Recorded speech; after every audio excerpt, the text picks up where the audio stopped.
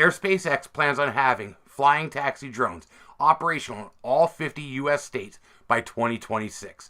I'm Zach, this is ZakDTV, the place for interesting news from around the net, and we need to look at this. AirspaceX is the personal flight division of the Detroit Aircraft Company. That's a company that's been around in one shape or another since 1920 and has always dealt with aviation. In this current version, they build drones. Their current lineup is completely geared towards first responders and saving human lives. And as it seems, their stuff works great. This company is also looking to get its foot in the door with government contract, looking to get in with, like, say, the United States Postal Service. But the new offshoot, AirspaceX, is focusing solely on 2 to 4 passenger flying taxis and flying cargo haulers. Earlier this month at the International Auto Show in Detroit, they showed off a scale-sized flying drone of their MOBI 1 aircraft. The MOBI 1 is designed for vertical takeoff and landing, and it makes use of 4 wing-mounted propellers on a tilting wing. This is important because vertical flight, like a helicopter, is extremely power-intensive, whereas when you add the wing going forward, it allows your craft to glide a little, and this conserves energy. In fact, they figure the MOBI 1 will have a cruising speed of around 150 miles per hour and a range somewhere around 65 miles. So maybe this isn't what you'd want to jump in to go, say,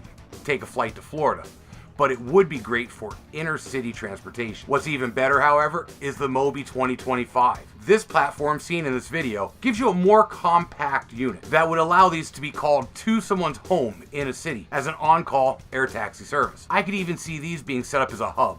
You go to a certain area, they've got a whole lot of them lined up, you jump in them and you fly to whatever destination you need, to the airport, to the city centers, or other things that could be on a dedicated route, kind of like buses for the air. The MOBI 2025 also has plans for cargo transportation and even the ability to dock the cockpit with a car-type platform, sort of like a skateboard, that will then allow you to continue your trip from where you land to your final destination. The founder of AirspaceX did say that his plan was to decrease traffic jams around the world, and I think this could be the way to do it. In his statement, he also said he plans to bring this service to the people at the same price that an Uber costs you right now. So what do you think? Would you jump in one of these and go for a ride, or do you plan on keeping your feet on the ground?